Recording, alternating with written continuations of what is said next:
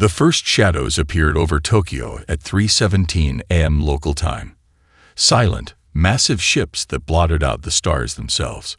Within hours, similar vessels positioned themselves above every major city on Earth: New York, London, Beijing, Moscow, Cairo, Rio de Janeiro, their hulls shimmering with energy patterns that defied human understanding. Panic erupted in some regions, while eerie calm settled over others. The world held its collective breath, waiting. At precisely noon GMT, every screen on Earth, from smartphones to jumbo displays in Times Square, flickered to the same image: Commander Vrax of the Stellar Imperium. His blue-scaled skin and 4 amber eyes were humanity's first glimpse of intelligent extraterrestrial life. People of Earth, his voice resonated through perfect translation algorithms. Your world is now under the protection of the Stellar Imperium. We represent 7 advanced species who have brought order and progress to 1,000 worlds. Resistance is unnecessary and wasteful. Your compliance ensures your survival. The message repeated in 347 languages. No demands for surrender. No declaration of war, just the assumption of immediate compliance. Inside the Cheyenne Mountain complex, Admiral Elena Santos watched the transmission with stone-faced composure while chaos erupted around her. Military officers shouted over each other while civilian officials demanded immediate response protocols. "Quiet," Santos said, her voice barely above a whisper. The room fell silent instantly. At 58, with silver-streaked black hair pulled into a tight bun, Santos had commanded respect through 3 wars and countless diplomatic crises. This is not a surprise to everyone in this room. Activate Operation Wildfire. Authorization Sierra 9 Delta. General Marcus O'Cuffer's eyes widened.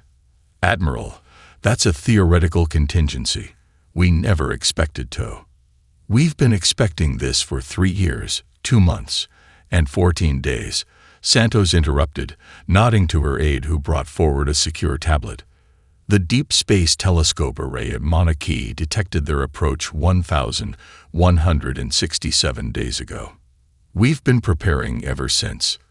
The assembled military and civilian leadership stared in disbelief as Santos brought up schematics, deployment plans, and communication protocols developed specifically for this scenario. "How is this possible?" demanded the Secretary of Defense. "Why wasn't the full council informed?" Santos's gaze could have frozen fire. "Because humanity's greatest weakness is its inability to keep secrets. The Stellar Imperium has likely been monitoring our communications for decades. They believe us to be primitive, divided, and easily subjugated. That misunderstanding is our only advantage." Halfway across the world, Colonel Maya Chen received the coded alert while teaching a university class on ancient military strategy in Singapore.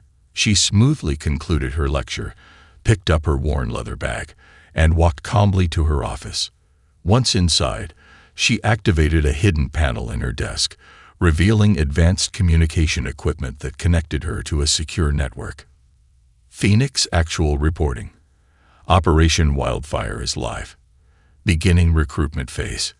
Chen had spent the last 3 years identifying candidates, military specialists with unconventional thinking, scientists whose theories stretched beyond accepted parameters, engineers who could improvise with limited resources, and civilians with unique skill sets.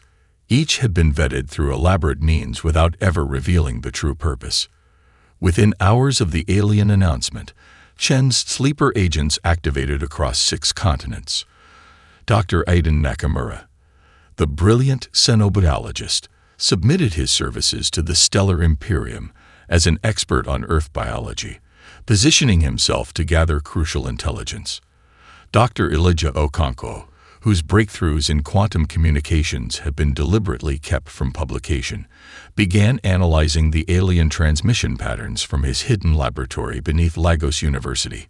Former world champion hacker Sophia Rice abandoned her cushy corporate job without notice, disappearing into the network of safe houses established years earlier.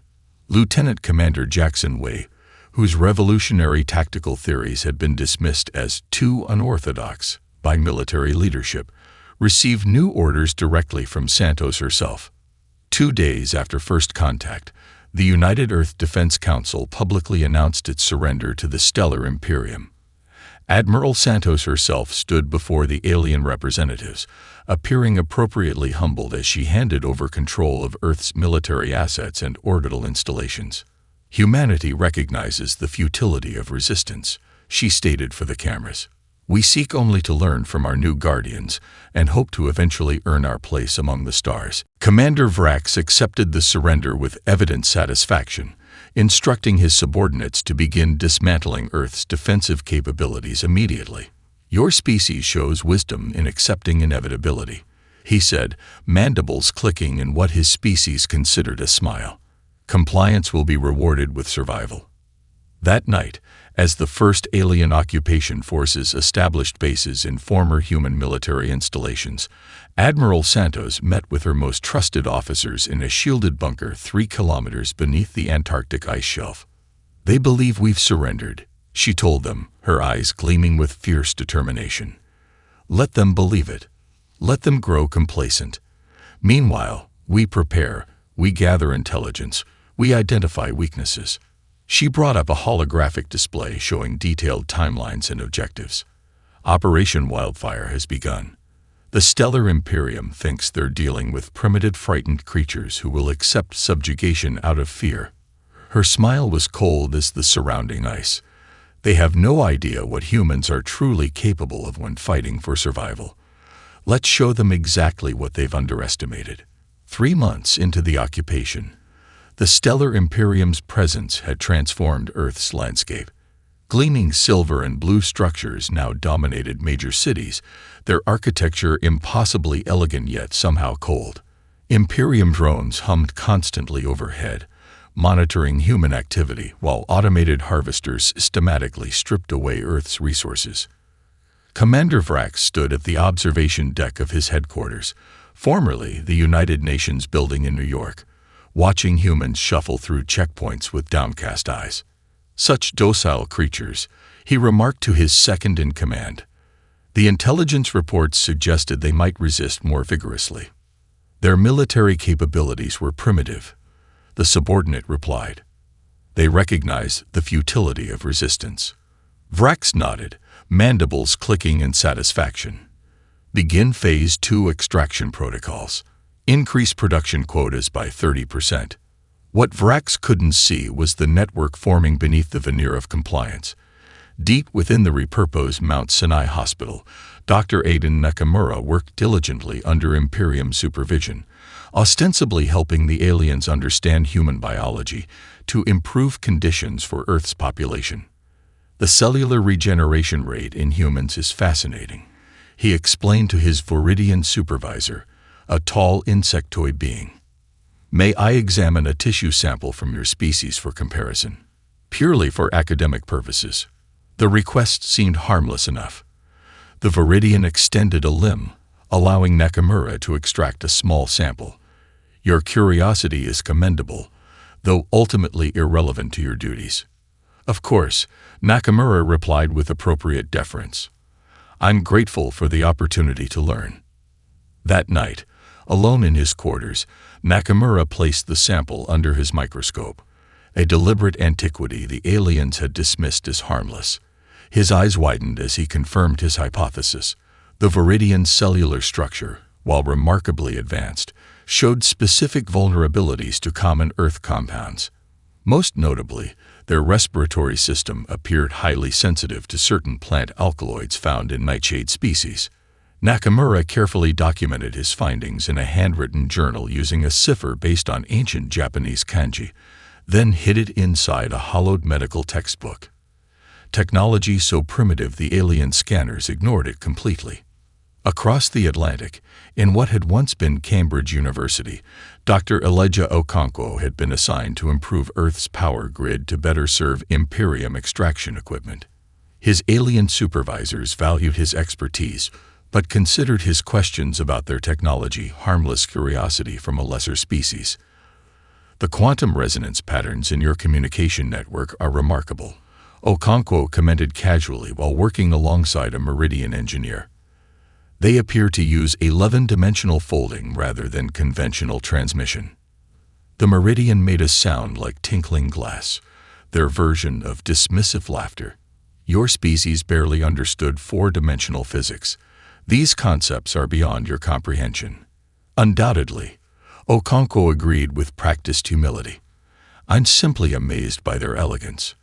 Each night, in an abandoned subway tunnel beneath London, Okonkwo reconstructed what he'd observed using equipment cobbled together from discarded parts. His makeshift quantum analyzer detected a critical pattern. The Imperium's supposedly unbreakable communications system relied on predictable frequency shifts that, while incredibly complex, followed mathematical principles that could be mapped and potentially disrupted. Meanwhile, Colonel Chen's resistance network expanded using methods borrowed from humanity's long history of resistance movements. Market vendors used specific arrangements of fruits to indicate safe houses. Children's chalk drawings on sidewalks contained coded meeting locations. Laundry hanging patterns transmitted status updates. Techniques considered too primitive and analog for the technologically advanced Imperium to consider significant. In Seoul, former hacker Sophia Reyes had infiltrated the maintenance crew for the local Imperium command center. While polishing the sleek floors of their computer hub, she observed the aliens interacting with their systems. The cleaning human may finish and leave. A Krell officer instructed her without looking up from the holographic display. Yes, honored one, Reyes replied, keeping her eyes downcast, while her enhanced contact lenses recorded everything she saw. That evening, in the basement of an abandoned arcade, Reyes reviewed the footage with her team. Their entire fleet runs on standardized systems, she explained to the gathered resistance members. Different interfaces for different species, but the underlying architecture is consistent throughout. Can we exploit it? Asked a former software engineer. Reyes smiled grimly. They're so confident in their technological superiority that their security protocols are surprisingly rigid. They've never needed to defend against someone hacking their systems because no species they've encountered has ever been able to comprehend them. She pointed to specific command sequences she'd identified. But humans have always excelled at breaking into systems we didn't build. Lieutenant Commander Jackson Wei, operating from a hidden facility in the Australian outback, received encrypted data packages from operatives worldwide. He spent 18 hours daily analyzing Imperium tactical responses to minor incidents, protests, equipment malfunctions, resource disruptions. They always respond the same way, he explained to his team, pointing to pattern analyses projected on the wall. Their tactical doctrine hasn't evolved in centuries because it's never needed to. They follow standard protocols regardless of context. A young lieutenant frowned. What good does that do us against their superior technology? Wei's eyes gleamed. When an opponent always moves the same way, you can lead them exactly where you want them to go. Their predictability is a weakness we can exploit. They'd forgotten how to adapt. As the Imperium consolidated their control, believing Earth firmly under their dominion, they remained oblivious to the web being woven around them. Humanity's greatest strengths, adaptability, creativity, and resourcefulness, were invisible to conquerors who measured advancement solely through technology. The resistance grew stronger each day, carefully gathering intelligence and preparing for the moment when the sleeping giant would finally awake. 6 months into the occupation, Chicago's skyline stood partially in ruins. The Imperium had demolished several blocks to make room for a processing facility, leaving the once proud Willis Tower as little more than a skeletal framework. Below the broken city, in a maintenance tunnel forgotten even before the invasion, Lieutenant Commander Jackson Wei spread holographic maps across a makeshift table. Notice the pattern, he said, pointing to highlighted movement trajectories. Around him, 5 resistance cell leaders leaned forward, their faces illuminated by the soft blue glow. Every time there's an incident, even something minor like a power fluctuation, they deploy forces in exactly the same configuration.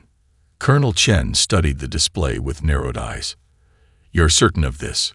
Wei nodded, his expression intense. I've analyzed 342 separate responses across 17 cities. The variations are negligible. Their tactical doctrine is rigid to the point of predictability. How is that possible? Asked a former Navy SEAL commander. No military would be so inflexible. That's exactly the point, Wei replied, manipulating the display to show archived footage of Imperium troop movements. They haven't faced real opposition in centuries, maybe millennia. Their technology has always given them such overwhelming advantage that they've never needed to adapt. Why improvise when your standard approach has always worked? Chen's lips curved into a rare smile. And an enemy that doesn't adapt can be led into traps. Wei finished, eyes gleaming. Their battlefield computers run on algorithms that haven't been updated because they've never failed. We can use that against them. Across the globe, in a bunker beneath the ruins of Auckland, Sophia Rice presided over a different kind of intelligence gathering. A dozen former hackers, software engineers, and systems analysts worked at terminals cobbled together from salvaged components and modified Imperium technology. Look at this, Rice said, pointing to streams of code flowing across her screen. Their ship's operating systems are built on universal parameters. Different interfaces for different species, but the underlying architecture is identical across their entire fleet. That's efficient engineering, commented a former Silicon Valley prodigy. But I don't see how it helps us. Their technology is still centuries beyond ours. Reyes grinned, tucking a strand of hair behind her ear. Standardization is efficient until it becomes a vulnerability. Remember the Morris worm back in the ancient days of the Internet? It infected thousands of computers because they all ran the same operating system with the same vulnerability. Understanding dawned on the young programmer's face. You think we could create something similar? I know we can, Rise replied. The Imperium's tech is advanced, but their security protocols are surprisingly basic. They've never needed sophisticated protections because no species they've encountered could comprehend their systems enough to attempt infiltration. She brought up a different display, showing the results of probe attempts her team had been running for months. They rely almost entirely on authentication rather than behavior monitoring. Their systems trust any communication that carries the correct signature. An older woman who had once led cybersecurity for a major financial institution leaned forward. And you've cracked their authentication? Not yet, Rise admitted, but we're getting closer every day. And once we do, she left the implications hanging in the air. At the same time, in the remote wilderness of New Zealand's South Island, a different kind of preparation was underway. Captain Himi Tamati, a descendant of Maori warriors and former Special Forces operator, led 20 elite soldiers through dense forest without making a sound. They moved like ghosts, their bodies painted with mud and plant dyes that disrupted thermal signatures. Ahead, an Imperium scout drone hovered silently among the trees, its sensors sweeping the area in regular patterns. The soldiers froze in place, perfectly still despite the discomfort of holding awkward positions. Tamati waited until the drone's sensor sweep passed, then made a subtle hand gesture. Two of his team slipped forward, moving only in the microseconds between the drone's scanning pulses. They positioned themselves beneath the machine, then released a small canister that released a fine mist into the air. The particles, developed by Dr. Nakamura, based on his research into Imperium sensory capabilities, adhered to the drone's outer casing, creating a microscopic layer that subtly altered how its own signals reflected back to its sensors. The drone continued its patrol, now effectively blind to the human team's presence. Tamati signaled again, and his team converged on the machine. Within 90 seconds, they had attached a passive recording device to its underside, a device that would capture everything the drone transmitted back to its command center. "Move out," Tamati whispered, and his team disappeared into the forest as silently as they had appeared. Later, at their hidden camp inside a volcanic cave system, Tamati reviewed the day's training with his team. "The Imperium relies entirely on their technology," he explained. "They've forgotten how to use their natural senses. Their machines can detect heat signatures, movement patterns, even heartbeats, but only if they're looking for them specifically. He pointed to the environment around them. They don't understand this world. They don't know how to move with the forest, how to become part of it. Our ancestors knew these things. Now we must remember. One of the younger soldiers frowned. How does this help against their warships and energy weapons? Tamati's expression was resolute. War isn't won only with weapons. It's won with information. And to gather that information, we need to move invisibly through their defenses. He gestured to the recording device they had retrieved from the drone. Every piece of intelligence brings us closer to understanding their weaknesses. As resistance cells worldwide gathered information and developed strategies, the Imperium remained confident in their control. Their sensors detected no organized resistance, their algorithms predicted continued human compliance, and their command structure received regular reports affirming Earth's successful integration into their domain. They failed to detect the web being woven around them, a web of intelligence, strategy, and human ingenuity that tightened a little more each day, waiting for the perfect moment to ensnare its prey. The Imperium's patience wore thin as Earth's resources proved more difficult to extract than anticipated. Commander Vrax stood before the High Council's holographic projection, mandibles clicking nervously. The humans appear compliant, yet production efficiency remains below acceptable parameters, he reported. Implement enhanced motivation protocols, ordered High Counselor Zex, his crystalline features showing no emotion. Make examples where necessary. 3 days later, Cairo burned. The Imperium demolished Al-Qasr Al-Aini Hospital to expedite construction of a mineral processing facility, killing hundreds of patients and staff. They expected terror. They expected submission. They were wrong. Hidden cameras captured the destruction. The resistance broadcast the footage through covert channels, reaching millions despite communication blackouts. The images ignited something primal in the human spirit, not just anger, but resolve. In Seoul's industrial district, dock worker Han Jinwoo watched the Cairo footage on a smuggled display. The next morning, when Imperium overseers arrived to supervise the loading of extracted minerals, they found the humans unusually silent. Increase efficiency by 20% today, the Viridian supervisor commanded. Jinwoo looked up, meeting the alien's compound eyes, a violation of compliance protocols. No, he said simply. Before the Viridian could activate its disciplinary measures, workers attacked with tools that had been subtly modified over months. Cutting torches recalibrated to penetrate Viridian exoskeletons, loading mechs rigged to override safety protocols. The rebellion was neither chaotic nor impulsive, but precisely choreographed based on Wei's tactical analysis. The Imperium responded exactly as predicted. Orbital weapons fired on Seoul's center, devastating the city. They expected submission through terror. Instead, 26 cities worldwide erupted in coordinated rebellion. Admiral Santos, monitoring from her Antarctic command center, gave the order: activate Operation Wildfire Phase 1.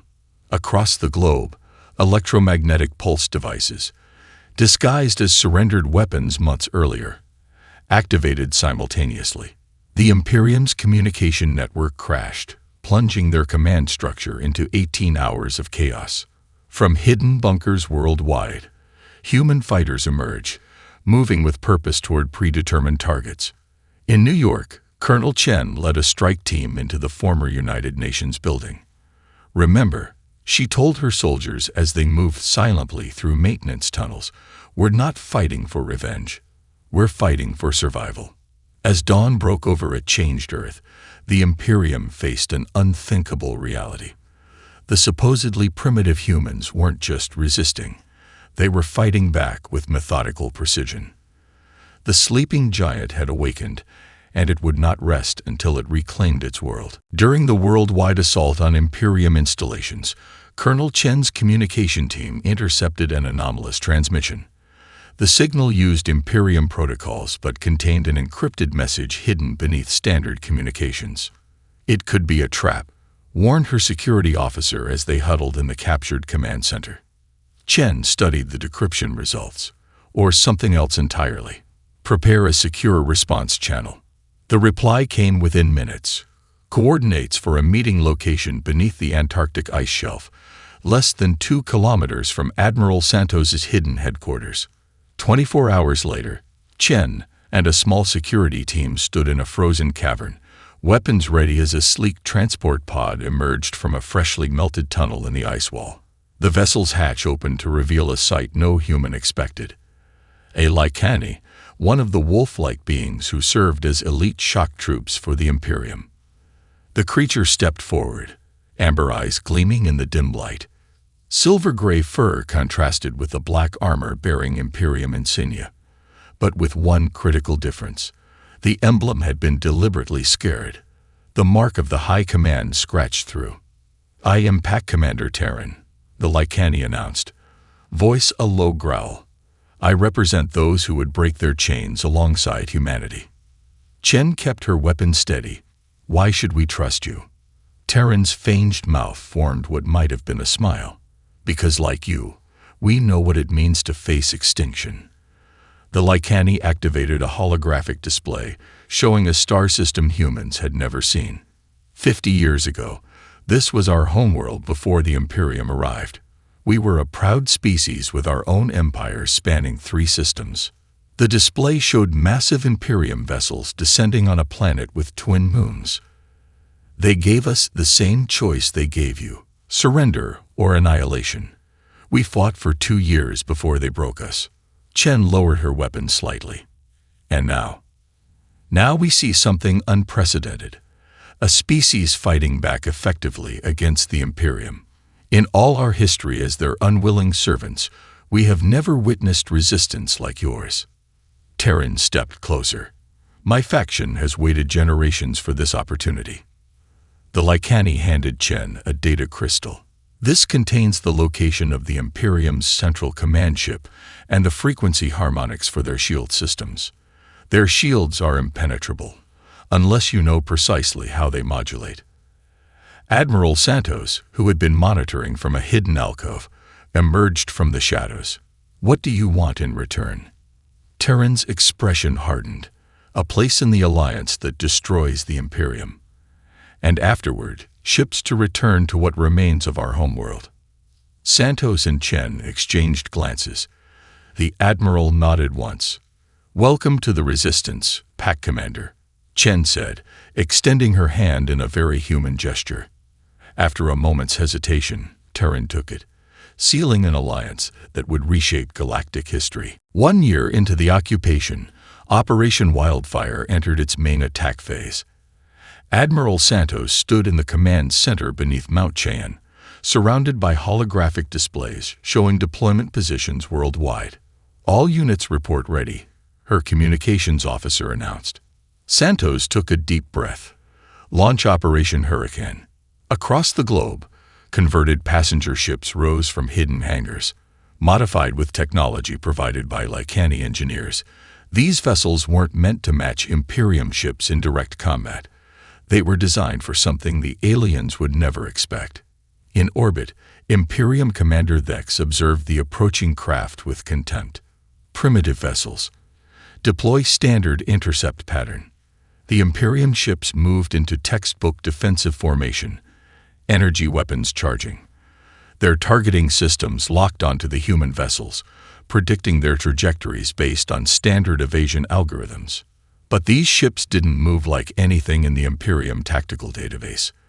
They flowed like schools of fish, shifted like bird murmurations, swirled like water eddies, patterns taken from nature that the Imperium's prediction algorithms couldn't anticipate. "Recalibrate targeting systems." Vex screamed as human vessels slipped through gaps in their formation. On the ground, resistance fighters deployed Dr. Nakamura's sensory disruptors. The devices emitted compounds that specifically targeted Viridian neural pathways, effectively blinding the Imperium's primary combat forces. When the Imperium commanders frantically deployed their other species to compensate, they encountered specialized tactics designed by Lieutenant Commander Wee to exploit each species' unique vulnerabilities.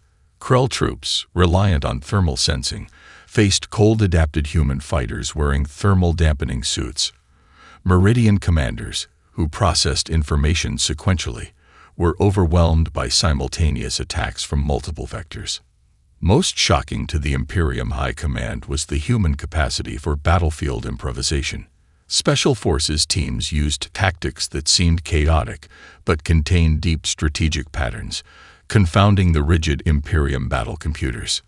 In Moscow, Colonel Chen led a ground assault against the regional Imperium headquarters.